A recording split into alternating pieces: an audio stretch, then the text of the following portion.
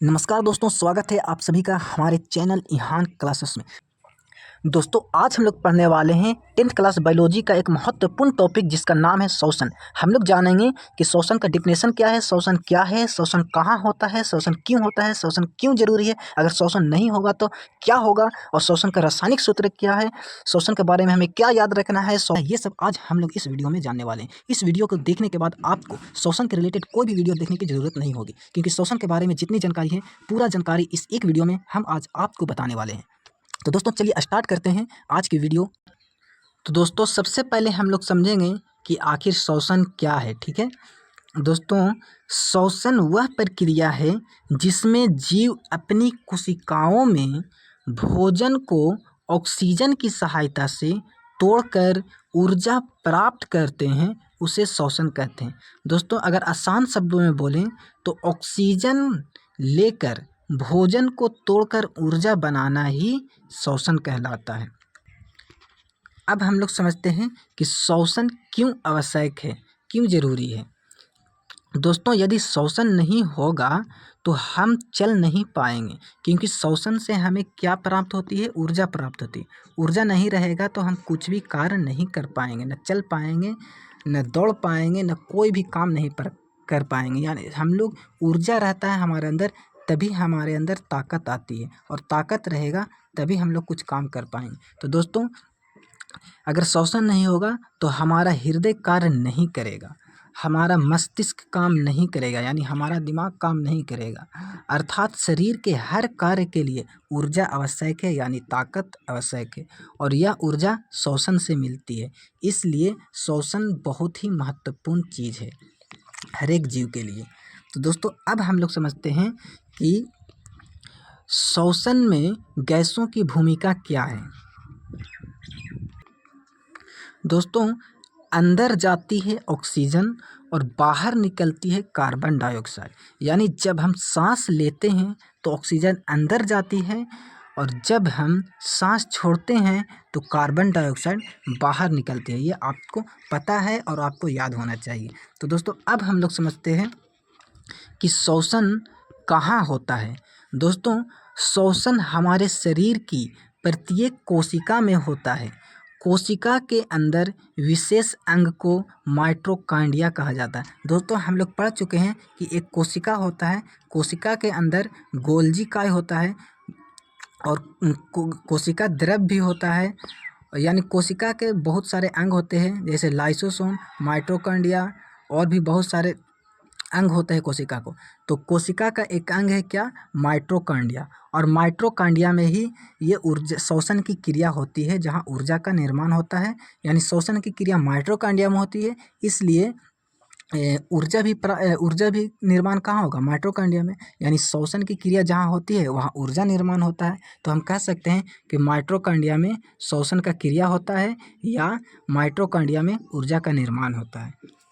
तो दोस्तों इसे कोशिका का पावर हाउस भी कहते हैं। देखिए दोस्तों माइटोकॉन्ड्रिया में ऊर्जा का निर्माण होता है, इसलिए ऊर्जा का निर्माण होता है। इसी के कारण हम लोग इस कोशिका को, माइटोकॉन्ड्रिया को, कोशिका का पावर हाउस भी कहते हैं, क्योंकि ये कोशिका का अंग है, ये कोशिका में पाया जाता है माइटोकॉन्ड्रिया, इसलिए इसे कोशिका का पावर हाउस भी कहते हैं। क्यों कहते हैं, क्योंकि यहाँ ऊर्जा का निर्माण होता है। किसका निर्माण होता है, ऊर्जा का निर्माण होता है, इसलिए हम लोग इसे पावर हाउस भी कहते हैं। इसे आपको याद रखना है, यही ऊर्जा बनता है, क्योंकि यही ऊर्जा बनता है, इसलिए हम लोग पावर हाउस भी कहते हैं। तो चलिए अब हम लोग समझते हैं कि श्वसन का रासायनिक समीकरण क्या है। ठीक है दोस्तों, ग्लूकोज प्लस ऑक्सीजन ये दोनों अगर मिलता है तो कार्बन डाइऑक्साइड गैस बनता है, और प्लस में जल भी बनता है और ऊर्जा भी बनता है। इसलिए लेकिन सबसे ज़्यादा क्या बनता है, ऊर्जा बनता है। इसलिए हम लोग कहते हैं कि श्वसन की क्रिया में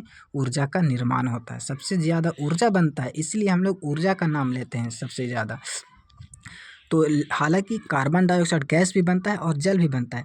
जल हम लोग उपयोग में ले लेते हैं, लेकिन कार्बन डाइऑक्साइड हमारा कोई काम का नहीं है, इसलिए हम लोग जब सांस छोड़ते हैं तो उसके साथ कार्बन डाइऑक्साइड गैस बाहर निकल जाता है, और जब हमें ऑक्सीजन की ज़रूरत है। क्यों ऑक्सीजन की ज़रूरत है? क्योंकि ग्लूकोज को तोड़ना है। ग्लूकोज को क्यों तोड़ना है? क्योंकि ग्लूकोज को तोड़ने से ही ऊर्जा का निर्माण होता है। आप लोग समझ रहे होंगे कि हम तो पढ़े हैं कि भोजन को तोड़ने से ऊर्जा का निर्माण होता है।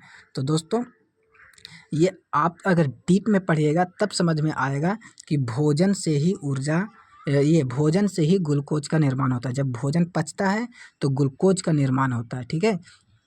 वास्तव में ऑक्सीजन किसे तोड़ता है? ग्लूकोज को तोड़ता है। लेकिन उतना डीप में 10th क्लास में उतना डीप में हम लोग को नहीं पढ़ना है, इसलिए डायरेक्ट कहा जाता है कि भोजन को तोड़ता है। ऑक्सीजन किसको तोड़ता है? भोजन को तोड़ता है। लेकिन वास्तव में किसको तोड़ता है? ग्लूकोज को तोड़ता है। क्यों? क्योंकि भोजन से ग्लूकोज का निर्माण होता है और ग्लूकोज से ऊर्जा का निर्माण होता है, ठीक है। लेकिन उतना डीप में हमें 10th क्लास में नहीं पढ़ना है, इसीलिए आपको बताया जाता है कि भोजन को तोड़ता है, ठीक है। तो इससे आपको चिंता करने की ज़रूरत नहीं है, ये आपको 12th क्लास में पूरा डीप में पढ़ना है, ठीक है। तो हम लोग पढ़ रहे हैं इस प्रक्रिया में ग्लूकोज टूटकर ऊर्जा उत्पन्न करता है। जल उत्पन्न करता है तो उसे हम लोग उपयोग में ले लेते हैं, लेकिन कार्बन डाइऑक्साइड हमारे कोई काम का नहीं है, इसलिए हम लोग कार्बन डाइऑक्साइड सांस जब छोड़ते हैं तो उसके माध्यम से कार्बन डाइऑक्साइड बाहर निकाल देते हैं। कार्बन डाइऑक्साइड को हम लोग बोलते हैं CO2। ये रासायनिक सूत्र है कार्बन डाइऑक्साइड का। ऑक्सीजन का रासायनिक सूत्र है O2।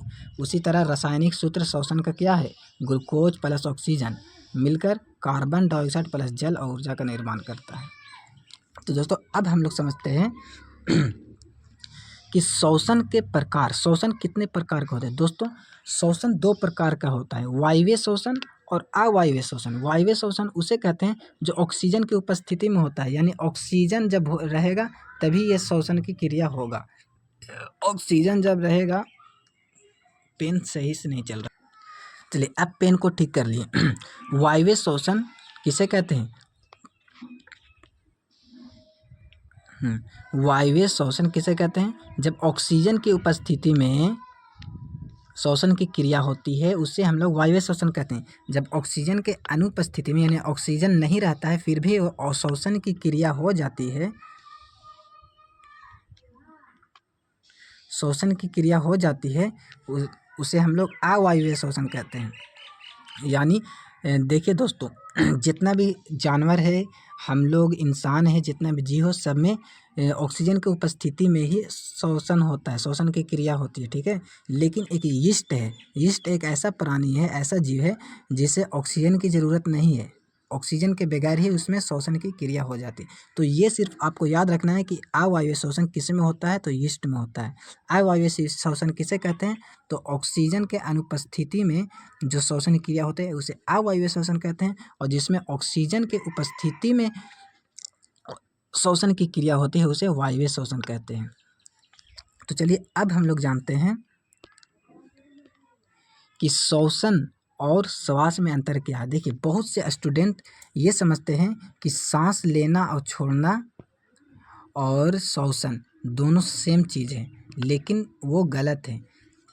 श्वास का मतलब होता है सांस लेना छोड़ना, ठीक है। देखिए श्वास किसे बोलते हैं? केवल हवा को अंदर बाहर करना श्वास कहलाता है, यानी श्वास कहलाता है। लेकिन कोशिकाओं के अंदर ऊर्जा बनाना श्वसन कहलाता है। दोस्तों अगर कोई सो रहा है तो हम बोलेंगे कि देखो उसका सांस चल रहा है कि नहीं, तब आप लोग क्या कीजिएगा, उसके नाक पे हाथ रखिएगा और ये चेक कीजिएगा कि हवा आ रही है कि नहीं। इसका मतलब हम लोग सांस किसे बोलते हैं? हवा का अंदर जाना और बाहर निकलना को हम लोग क्या बोलते हैं? सांस बोलते हैं, ठीक है, यानी श्वास बोलते हैं। लेकिन जब वही हवा के माध्यम से ऑक्सीजन कोशिका में जाता है और कोशिका में जा कर के ऊर्जा का निर्माण करता है तो उसे हम लोग श्वसन बोलते हैं। तो उम्मीद करते हैं कि आप लोग को समझ में आ गया होगा कि श्वास और श्वसन में क्या अंतर है। श्वास का मतलब केवल हवा को अंदर बाहर करना और श्वास का मतलब होता है ऊर्जा बनाना, ठीक है। तो चलिए अब हम लोग समझते हैं कि परीक्षा के लिए क्या महत्वपूर्ण है, हमें क्या याद रखना है। तो दोस्तों आपको याद रखना है कि श्वसन का मुख्य उद्देश्य होता है ऊर्जा प्राप्त करना, ठीक है, और ऑक्सीजन आवश्यक है किसमें? तो वायवीय श्वसन में। कार्बन डाइऑक्साइड बाहर निकलती है, इसे आपको याद रखना है। कार्बन डाइऑक्साइड अंदर नहीं जाती है, बाहर निकलती है। अंदर क्या जाती है? तो ऑक्सीजन जाती है, ठीक है। और माइटोकॉन्ड्रिया में ऊर्जा उत्पादन का केंद्र है। यानी माइटोकॉन्ड्रिया ऊर्जा उत्पादन का केंद्र है। यानी ऊर्जा कहाँ बनता है? तो माइटोकॉन्ड्रिया में बनता है। ठीक है, ऊर्जा कहाँ बनता है? तो माइटोकॉन्ड्रिया में बनता है। ये सब आपको याद रखना है। और जो स्टार्टिंग में हम आपको बताए थे ये श्वसन क्या है, तो यही श्वसन का डिफिनेशन है और आपको इसे याद रखना है बस। दोस्तों आज हम लोगों ने श्वसन टॉपिक पढ़ा तो हम लोग को पता चला कि जीव श्वसन के बिना अधूरा है। अगर श्वसन नहीं होगा तो कोई भी जीव जीवित नहीं रह पाएगा। अगर श्वसन नहीं होगा तो जीव के अंदर जितना भी अंग है, फेफड़ा, किडनी, गुर्दा, कलेजा, जितना भी अंग है कोई भी कार्य नहीं कर पाएगा, क्योंकि जीव के अंदर जितना भी अंग है सब ऊर्जा के कारण ही कार्य करता है। ऊर्जा होता है, उत्पन्न होता है, तभी कोई भी अंग जीव के अंदर जो है वो कार्य कर पाता है। तो हम लोगों ने आज श्वसन के बारे में पढ़ा तो ये हमें पता चला। तो दोस्तों आज के लिए इतना ही, फिर मिलते हैं नेक्स्ट वीडियो में नेक्स्ट टॉपिक के साथ। तब तक के लिए जय हिंद, जय।